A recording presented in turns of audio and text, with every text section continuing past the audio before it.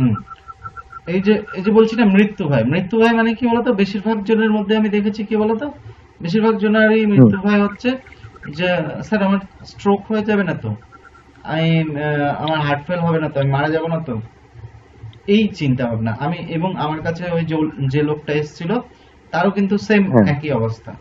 সে কি তার ওই প্রথম প্রথম একটু সমস্যা হতো, হাত পা কাঁপতো, তারপর ধরো আহ, বুক ধরপড় করতো একটু, শ্বাস প্রশ্বাসে একটু কষ্ট হতো, মাথা ঘোরাতো, এরকম শুরু হলো। হ্যাঁ। শুরু হতে হতে তার এমন হয়ে গেল, কাজের জায়গায় গেলে তার প্যানিক হয়, মাথা ঘোরে, বুক ধরপড় করে, মাথা হাত পা টলমল করে, তার মনে হয় যেন আমি পড়ে যাব। এবং এই যে মনে হয় যেন পড়ে যাব কেন, কেন পড়বো, মাথা ঘুরছে কেন, এবং শুধু মাথা তো ঘোরে না, মাথা ঘোরার সঙ্গে তার বুক হুম। ধরপড় করে, শ্বাসকষ্ট হয়, বা নিঃশ্বাসটা মনে হচ্ছে তার ঘন ঘন হচ্ছে, বা কারোর মনে হচ্ছে ছোট ছোট হচ্ছে, কারোর মনে হয় নিঃশ্বাসটা সে বেশি তাকে তাড়াতাড়ি তাড়াতাড়ি নিতে হচ্ছে, বেশি দ্রুত তাকে শ্বাস নিতে হচ্ছে। এই যে এই এর ফলে কি হয়, মানুষের মধ্যে একটা ভয় সৃষ্টি হয়, সেটা হচ্ছে যে আমার বোধহয় স্ট্রোক হয়ে যাচ্ছে, আমার বোধহয় হার্ট ফেল হয়ে যাচ্ছে ইত্যাদি। কিন্তু মানুষের তো এই স্ট্রোক সম্পর্কে নলেজ নেই। স্ট্রোক হয় কোথায়? স্ট্রোক হওয়ার একটাই জায়গা, সেটা হচ্ছে ব্রেনে। ঠিক আছে? হুম। এবার ব্রেনে স্ট্রোক হয় কি করে? ব্রেনে স্ট্রোক হওয়ার কারণ হচ্ছে, অ্যাকচুয়ালি এটার বিষয় হচ্ছে যে আমাদের ব্রেনটাকে তো চলতে হবে, ব্রেনটাকে হ্যাঁ। চালানোর জন্য, ধরো তুমি বাইক চালাচ্ছ, বাইকটা কিভাবে চলে? পেট্রোল দিতে হয়। তেমনি আমাদের হুম। ব্রেন বলো, আমাদের শরীরের যে কোনো অঙ্গ প্রত্যঙ্গ যে চলছে, কি কি খরচ করে চলছে, আমাদের ব্লাডে বিভিন্ন রকম উপাদানগুলো ব্লাডের মাধ্যমে যাচ্ছে, সেইটা খরচ করে আমাদের অঙ্গ প্রত্যঙ্গ গুলো চলছে। ঠিক আছে? ব্রেনেও তাই। ব্রেনে কি যেতে হবে? ব্রেনে হুম। রক্তের মাধ্যমে অক্সিজেন পৌঁছাচ্ছে, এবং খাবারের যে অন্যান্য গুণগুলো আমরা পাচ্ছি সেই গুণগুলো পৌঁছাচ্ছে। এই পৌঁছানোর বিষয়টা হচ্ছে, এই রক্তগুলো কি দিয়ে পৌঁছাচ্ছে? বেশ কিছু মানে পাইপ আছে, যদি আহ, হুম। যদি সিম্পল ভাষায় বলি, পাইপ আছে, যে পাইপগুলোর ডাক্তারি ভাষায় নাম হচ্ছে ধমনী। ঠিক আছে? ধমনী। হুম। এই ধমনী দিয়ে যখন রক্তগুলো আমাদের ব্রেনে যায়, সেই রক্তগুলো আমাদের ব্রেনে যদি ঠিকঠাক না পৌঁছাতে পারে, ঠিক আছে, ঠিকঠাক ঠিকঠাক হুম। যদি পৌঁছাতে না পারে, তাহলে হচ্ছে স্ট্রোক হয়। অথবা কি হয়, অনেক হুম। সময় দেখা যায় রক্তের ফ্লো যদি বেড়ে যায়, রক্তের চাপ যদি বেড়ে যায়, দেখা যায় কি আমাদের ব্রেনে যে সমস্ত ওই রক্তের যে পাইপগুলো রয়েছে, মানে ধমনী যেগুলো, সেগুলো কি করে ব্লাস্ট করে ভেতরে। ঠিক আছে? মানে হুম। মোট হুম। কথা ধমনীগুলো ছিঁড়ে যায় বা ফেটে যায় রক্তের চাপের জন্য। ঠিক আছে? হুম। সাবির আলী, আপনার মাইক ঠিক অফ রাখুন। একটা কথা বলবো? এক মিনিট আমি শেষ করি। এই কি হয়, রক্তের ধমনীগুলো ছিঁড়ে যায়। ঠিক আছে? হুম। রক্তের ধমনীগুলো ছিঁড়ে গেলে কি হলো? ছিঁড়ে গেলে তাহলে তোমার যে রক্তটা ধরো ব্রেনে পৌঁছানোর কথা ছিল, সেই রক্তটা ব্রেন অব্দি পৌঁছাতে পারলো না, বা দেখা গেল হুম। ব্রেনের মধ্যেই তোমার ব্লিডিং হতে শুরু করেছে, তখন হয় স্ট্রোক। এবার এই হুম। স্ট্রোক হওয়ার পেছনে কারণ থাকে। স্ট্রোক কি সবার হয়? যেমন তেমন লোকের যখন তখন হতে পারে? স্ট্রোক হওয়ার সম্ভাবনা থাকে। কার কার থাকে? সেটা হচ্ছে, আগেই বলেছিলাম, স্মোকারদের, এবং যারা অ্যালকোহলিক হয়, ড্রিঙ্ক করে যারা বেশি, তাদের হতে পারে। অথবা যারা অনিয়ন্ত্রিত জীবনযাপন করে। অনিয়ন্ত্রিত জীবনযাপন মানে হুম। হচ্ছে যারা আজে বাজে খাচ্ছে, নিজের যত্ন নিচ্ছে না, সুগার হচ্ছে, প্রেশার হচ্ছে, কোলেস্টেরল বাড়ছে। সব থেকে বেশি ক্ষতি করে হচ্ছে কোলেস্টেরল, বা কোলেস্টেরলটা বেশি ক্ষতি করে। অর্থাৎ আমাদের ওই পাইপগুলো কি হচ্ছে, ধমনীগুলো কি হচ্ছে, ধমনীর মধ্যে ময়লা জমছে। ধমনীর মধ্যে ময়লা জমছে কিরকম, ধরো দেখবে, জানি না তোমার এই অভিজ্ঞতাটা আছে কিনা, আহ, বাড়িতে আমরা বাড়ি যখন নতুন বানাই, বা এক জায়গা থেকে আরেক জায়গায় জল নেওয়ার জন্য কি করি? পাইপ কিনি, কিনি না? পাই পাই। পাইপ হ্যাঁ। পাইপ হ্যাঁ। কিনি, পাইপ কিনে জল দিই তো, যে সেই পাইপটা তো হ্যাঁ। হ্যাঁ। অব্যবহৃত অবস্থায় থেকে যায়, থাকে না? হ্যাঁ। হ্যাঁ। হ্যাঁ। এবার হ্যাঁ। হ্যাঁ। আবার ধরো হয়তো বছর খানেক বাদে তোমার ওই পাইপটা প্রয়োজন, তখন ওই পাইপটা যখন তুমি আবার চালু করবে, যখন জল হ্যাঁ, হ্যাঁ। ছাড়বে দেখবে জলের সঙ্গে নোংরা বেরিয়ে আসছে, অর্থাৎ ওই নোংরা পাইপের আসছে, ভেতরে হ্যাঁ। নোংরা জমেছিল। বা ধরো তোমার হ্যাঁ, হ্যাঁ। বাড়ির ঘটনা যদি বলি, বাড়ির ঘটনায় কি হয়, ধরো তোমার বাড়িতে যদি টিউবওয়েল থাকে, একটা টিউবওয়েল হুম। ধরো তোমরা হয়তো দীর্ঘদিন ধরো বাড়িতে নেই, ধরো নাও তুমি 5-6 মাস হয়তো বাড়িতে ছিলে না তোমরা, বা থাকা হয় না তোমাদের ওই বাড়িতে, তোমরা হয়তো অন্য জায়গায় বাড়ি করছো, সেখানে উঠে গেছো, পুরনো বাড়ির টিউবওয়েলটা হুম। বন্ধ অবস্থায় আছে, তুমি 6 মাস 1 বছর পর এসে টিউবওয়েলটা ব্যবহার করতে যাবে, দেবে নোংরা বেরোবে। বা দেখা গেল তোমার বাড়ির যে জলের পাইপ লাইন, সেই পাইপ লাইনে তুমি কল খুলছো, কল খুলে দেখছো জল আসছে না, কেন আসছে না? না ওই পাইপ লাইনের মধ্যে ময়লা জমে যায়, নোংরা ঠিক না? জাম হয়ে গেছে। সেই জন্য জল আসতে পারছে না। অথবা আরেকটা হতে পারে কি, আরেকটা হতে পারে সেটা হচ্ছে তোমার পাইপ লাইন কোথাও ফেটে গেছে, এটা হতে পারে। ঠিক টিউবওয়েলের হ্যাঁ। ক্ষেত্রেও তাই, টিউবওয়েল দেখবা ওয়াসার লিক করলে দেখবা জল ওঠে না, তাই না? তো হুম, হুম। এই আমাদের ব্লাডের ব্যাপারটাও তাই, ব্লাডের ধমনী যখন আমাদের আহ, ইয়ে থেকে তোমার হৃৎপিণ্ড থেকে যখন রক্ত যখন যায় আমাদের সারা শরীরে যখন হুম। ছড়ায়, সেগুলো ছড়ায় হচ্ছে কিসের মাধ্যমে? ধমনীর মাধ্যমে। ওটা এক ধরনের পাইপ। হুম। সেই ধমনী যদি কোথাও লিক হয়ে যায়, বা সেই ধমনী যদি কোথাও যদি জাম হয়ে যায় নোংরাতে, তাহলে তোমার ব্লাড হ্যাঁ। যাবে না, বা ব্লাড হয়তো যেতে কষ্ট হবে। তখন তোমাকে তোমার হৃৎপিণ্ডকেও কষ্ট করতে হবে বেশি। হৃৎপিণ্ড কি করবে? রক্তটাকে ঠেলে পাঠানোর জন্য তার মধ্যে বেশি প্রেসার সৃষ্টি করবে, তাই তো? এই ভয়ে হ্যাঁ। কিন্তু স্ট্রোক বা হার্ট ফেল হয়। হার্ট ফেল হয় অন্যভাবে, হার্ট ফেল হতে পারে হার্ট কাজ করা বন্ধ করে দেয়, অর্থাৎ হার্টের ভেতরে যদি কোনো প্রবলেম হয়, ঠিক আছে, হুম। তাহলে তুমি যেটা নিয়ে ভয় পাচ্ছ, হয় হার্ট ফেল নয় স্ট্রোক, সেটা হতে গেলে কি হতে হবে?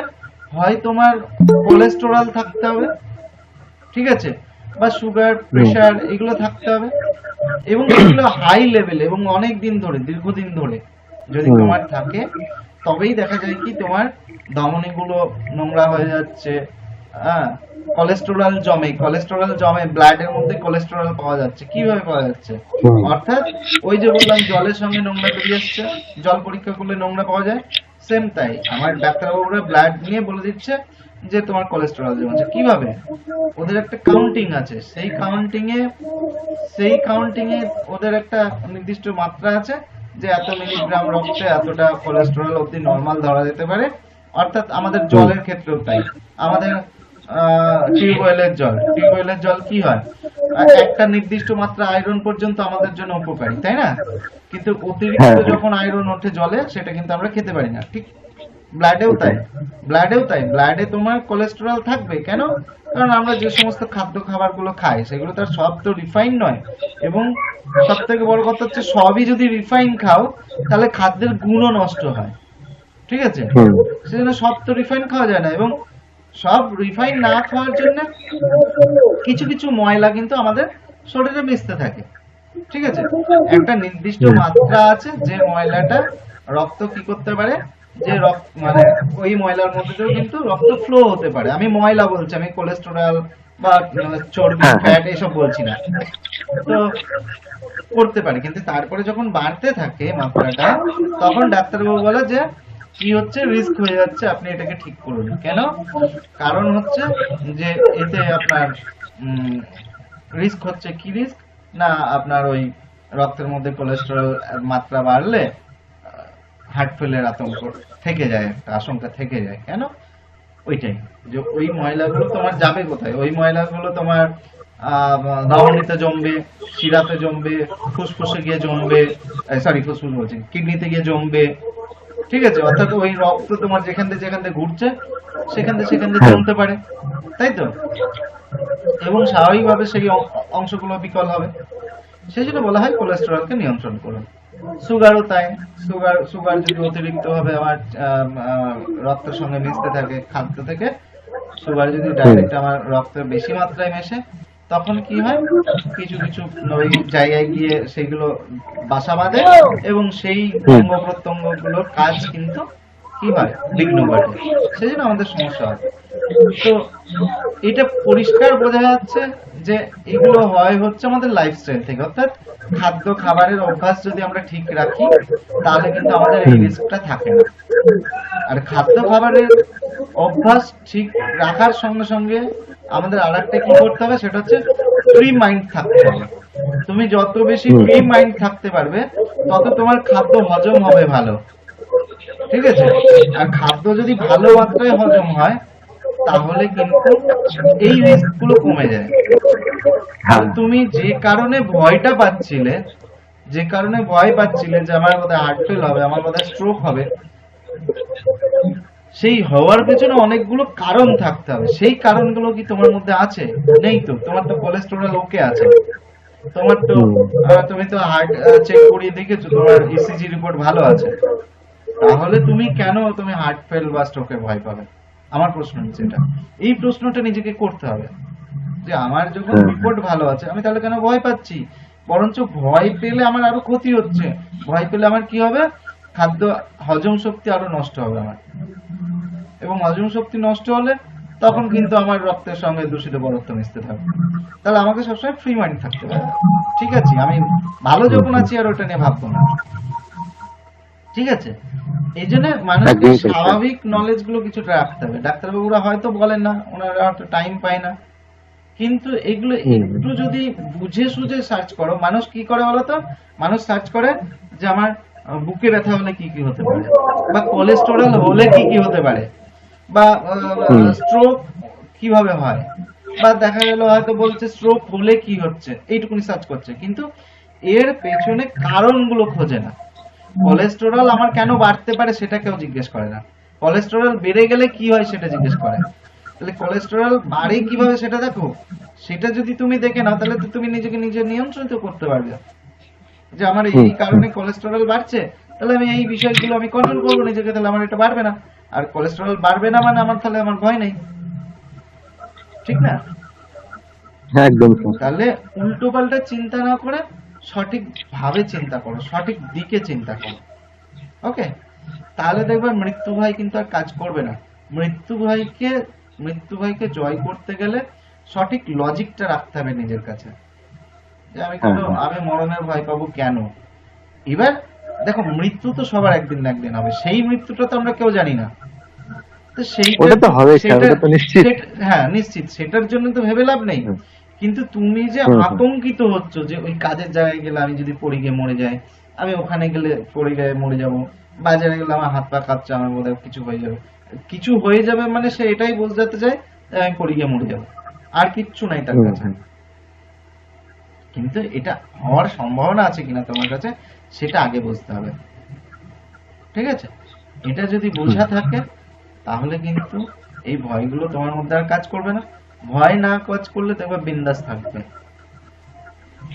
একদমই স্যার, ভয়টাকে জয় করতে বলে সেই মানুষটা একদিন সুস্থ হয়ে গেল একদম। একদম একদম।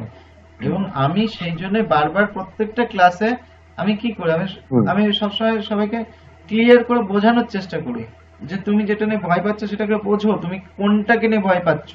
অনেকে বলে স্যার আমি এটা নিয়ে ভয় পাচ্ছি। আরে তুমি যেটাকে নিয়ে ভয় পাচ্ছ সেই ভয়টাকে আগে আইডেন্টিফাই করো। কি ভয়, কিসের ভয়, ভয়টা আদৌ কি রিয়েল, সেইটা কি ভয় পাওয়ার মতো ভয়, তার মধ্যে বাস্তবতা আছে, নাকি শুধু আমার মনে হচ্ছে তাই আমি ভয় পাচ্ছি। বুঝতে পারলাম?